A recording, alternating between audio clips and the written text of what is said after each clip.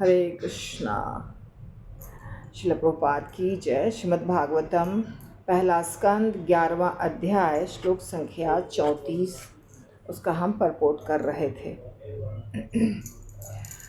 ओम नमो भगवते वासुदेवाय। ओम नमो भगवते वासुदेवाय। ओम नमो भगवते वासुदेवाय।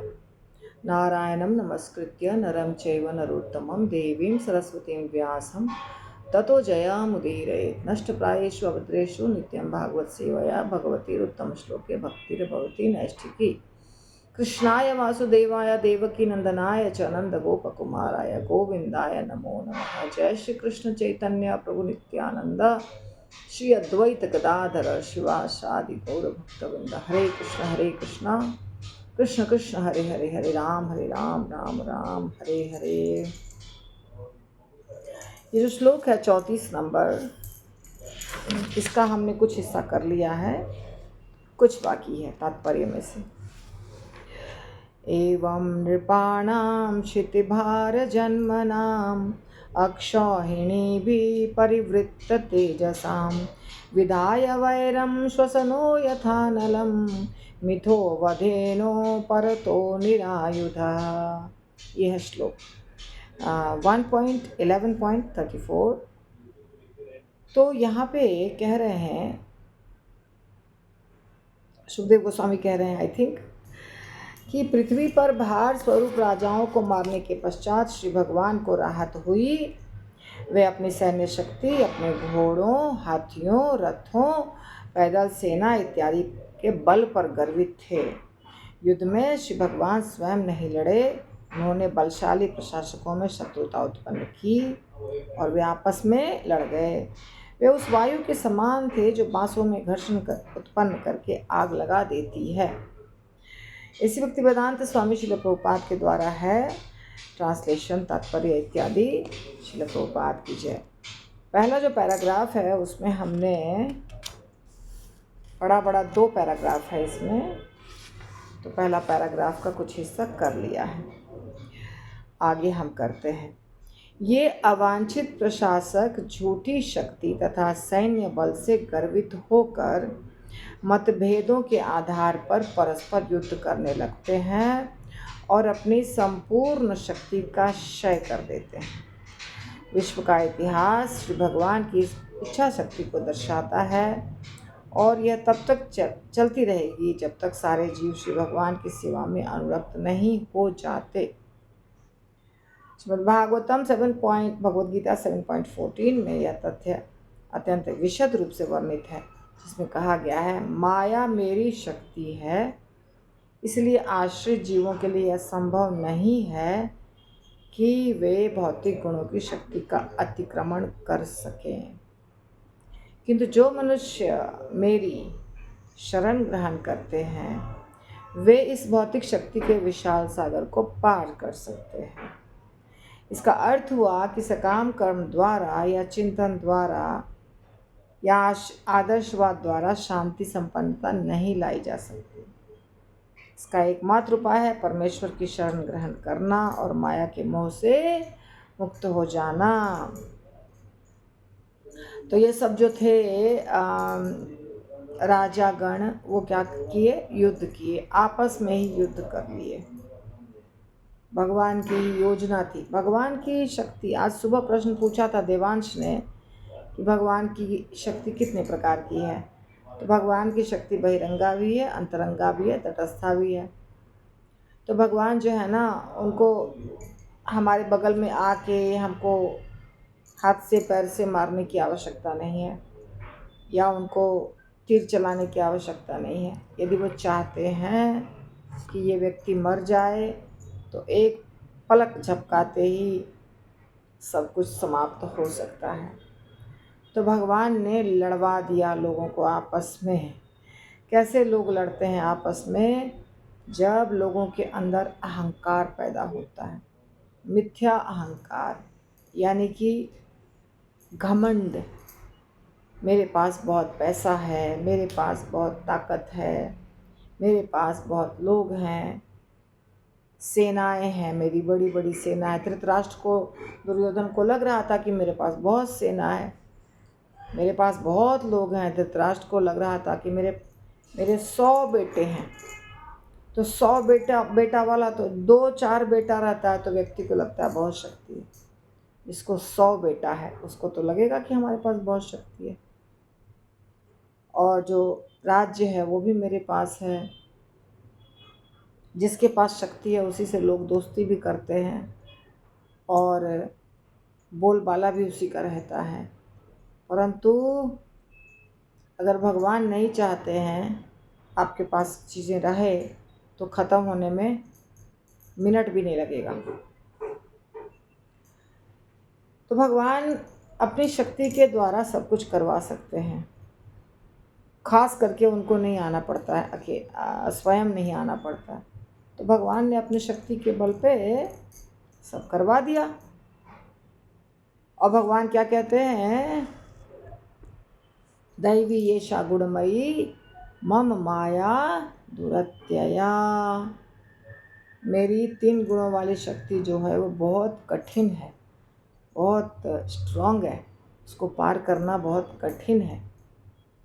परंतु जो मेरे शरण में आता है वो पार कर जाता है। अर्थात यदि हमें विजय चाहिए, हमें अगर जीतना है, माया से भी जीतना है, तो भगवान के शरण में जाना होगा। जो भगवान के शरण में नहीं जाते हैं वो इस माया से नहीं जीत सकते हैं। टक्कर लेने जाएंगे माया से मगर गड़बड़ हो जाएगा। इसीलिए माया से जीतने के लिए भगवान के शरण में जाना आवश्यक है। तो अगला है कि दुर्भाग्यवश जो लोग विध्वंसक कार्य में लगे हैं वे श्री भगवान के शरण ग्रहण करने में अक्षम हैं। जो गलत व्यक्ति होते हैं, उत्पाती व्यक्ति होते हैं, वो भगवान के शरण में नहीं जाते। वे अव्वल दर्जे के मूर्ख हैं। वे मनुष्य योनि के निम्नतम स्तर पर गिरे हुए हैं। उनका संपूर्ण ज्ञान हर लिया गया होता है। यद्यपि बाहर से वो पढ़े लिखे दिखते हैं, बाहर से जो पढ़ा लिखा दिखता है वो अंदर से बुद्धिमान हो ऐसा ज़रूरी नहीं। तो बुद्धि जो होती है, अच्छे बुरे की पहचान, क्या करना चाहिए क्या नहीं करना चाहिए इसका ज्ञान, ये सब बुद्धि है। इसके लिए पढ़े लिखे होने की आवश्यकता नहीं। अनपढ़ के पास भी होती है और कई बार पढ़े लिखों के पास भी नहीं होती है, क्योंकि भगवान की ही शक्ति के द्वारा उनका ज्ञान हर लिया जाता है। असुर कहा जाता है उनको, वो आसुरी प्रवृत्ति के होते हैं और सदैव भगवान को ललकारते हैं। जैसे रावण ने क्या किया, सीता माता का हरण कर लिया और उसके बाद भगवान राम से युद्ध करने के लिए तैयार था। बहुत लोग समझा रहे थे भगवान राम भगवान है, उनसे युद्ध मत करो, वो मनुष्य नहीं है, तुम नहीं जीत सकते हो। परंतु फिर भी रावण नहीं माना, ललकारा भगवान को कमज़ोर समझा और फिर उसकी दुर्गति हुई। तो असुर ऐसे ही होते हैं, सदैव श्री भगवान की परम शक्ति को ललकारते हैं। जो अत्यधिक भौतिकतावादी हैं और भौतिक शक्ति एवं सत्ता के लिए लालायित रहते हैं, वे निस्संदेह पहले दर्जे के मूर्ख होते हैं, क्योंकि उन्हें जीवंत शक्ति का कोई ज्ञान नहीं होता। वे सर्वोपरि अध्यात्म ज्ञान से अनभिज्ञ होने के कारण भौतिक विज्ञान में मस्त रहते हैं। आध्यात्मिक ज्ञान एक अलग चीज़ है और भौतिक ज्ञान अलग चीज़ है। आध्यात्मिक उन्नति अलग चीज़ है, भौतिक उन्नति अलग चीज़ है। एक व्यक्ति हो सकता है जिसके पास बहुत पैसा हो या भौतिक दुनिया का ज्ञान भी बहुत हो, परंतु आध्यात्मिकता बहुत कम हो, उसमें वो बहुत कमज़ोर हो, ऐसा हो सकता है। पूर्ण रूप से आध्यात्मिक ज्ञान उसके पास या तो नहीं हो या तो बहुत कम हो। तो जिसके पास आध्यात्मिक ज्ञान नहीं है उसको मूर्ख कहा जाता है। हाँ, नमाम दुष्कृतिनो मूढ़ा, कृष्ण कहते हैं मूर्ख लोग मेरे पास नहीं आते। तमाम दुष्कृतिनो मूढ़ा प्रपद्यन्ते नराधमा मायया अपहृत ज्ञाना आसुरम भावम आश्रिता। असुर नहीं आते हैं भगवान के पास, मूर्ख नहीं आते हैं भगवान के पास, गधे होते हैं वो नहीं आते हैं भगवान के पास, ये सब भगवान के पास नहीं जाते। उन्हें कुछ ज्ञान नहीं होता है, आत्मा, परमात्मा, कर्म, कुछ ज्ञान नहीं होता। वे अध्यात्म ज्ञान से पूर्ण रूप से अनभिज्ञ होते हैं और भौतिक ज्ञान में मस्त रहते हैं। उनको लगता है कि बस ये टेक्नोलॉजी, वो टेक्नोलॉजी, अभी हम मशीन बनाते हैं, अभी हम बहुत अच्छा वॉशिंग मशीन, सिलाई मशीन, पेपर छापने की मशीन, कपड़े बनाने की मशीन, हर तरह की मशीन बनाते हैं। बस यही जीवन है।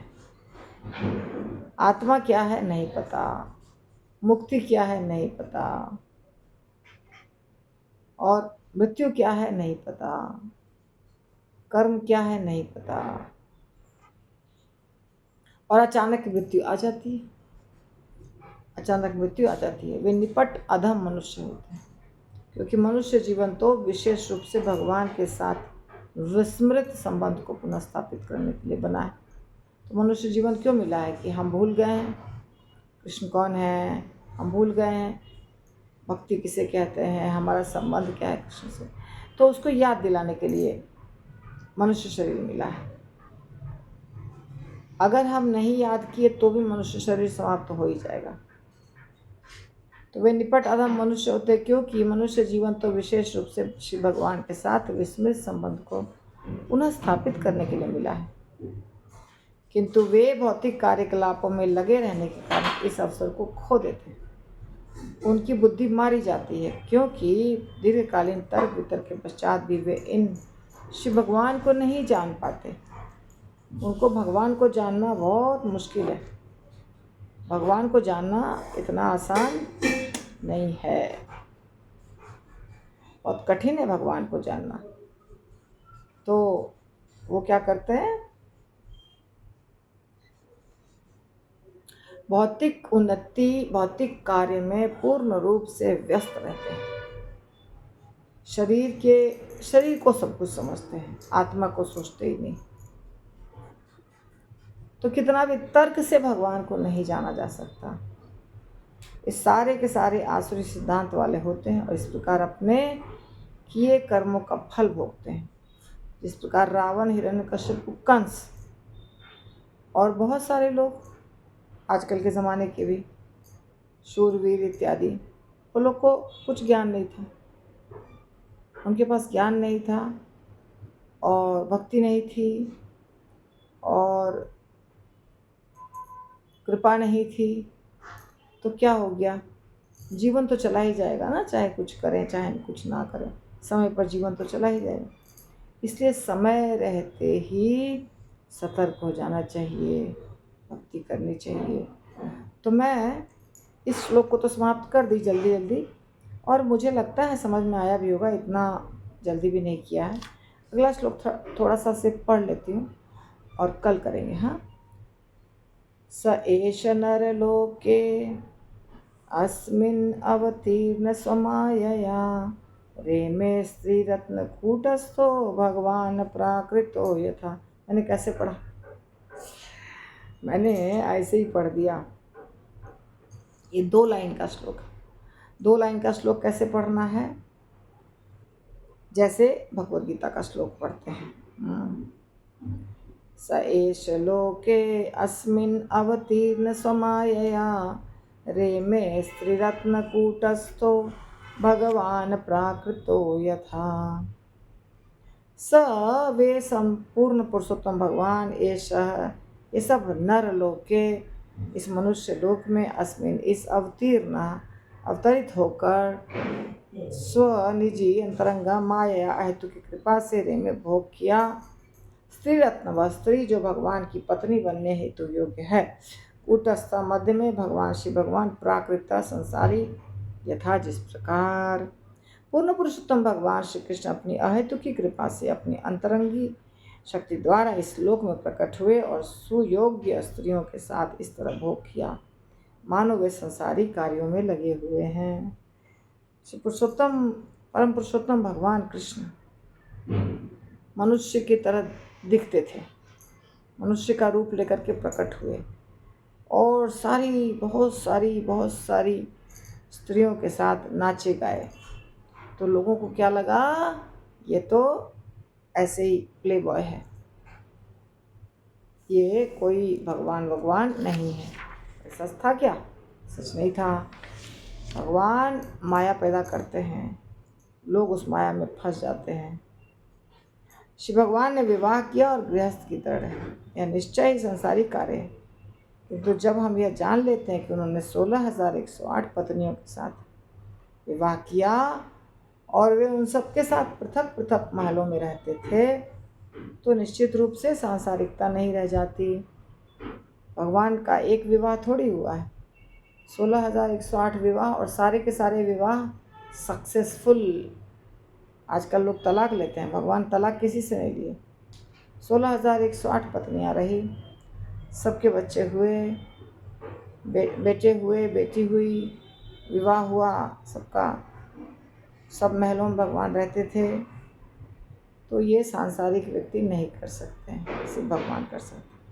अतएव श्री भगवान का अपनी सुयोग्य पत्नियों के साथ गृहस्थ के रूप में रहना कभी भी संसारी नहीं है, और उन सबके साथ उनका व्यवहार कोई सांसारिक यौन संबंध नहीं है।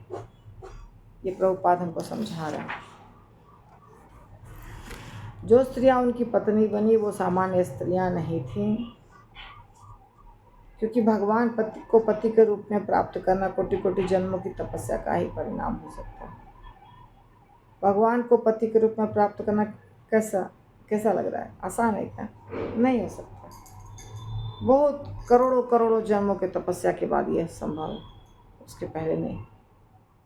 इसलिए भगवान यदि किसी के पति बने तो उसके पीछे, अर्थात वो व्यक्ति का बहुत भाग्य था जो भगवान पति बने। आज हम यही समाप्त करते हैं, छोटा, क्योंकि मुझे जाना है, मैं जैसा बताया था। देखिए अब मुझे समझ में आ गया है, यदि मैं क्लास में नहीं रहूँगी तो आप लोग का क्लास नहीं चलेगा। तो चाहे मुझे अच्छा लगे या ना लगे, यानी मेरी तबीयत अच्छी रहे या ना रहे, मैं क्लास बंद नहीं करूँगी। तो आप लोग प्लीज़ मैसेज डालिए, क्लास चालू रहेगा। हरे कृष्णा, सबको दंडवत प्रणाम। श्रीमद् भागवतम की जय। निताई गौर प्रेमानंदे। हरि हरि बोल।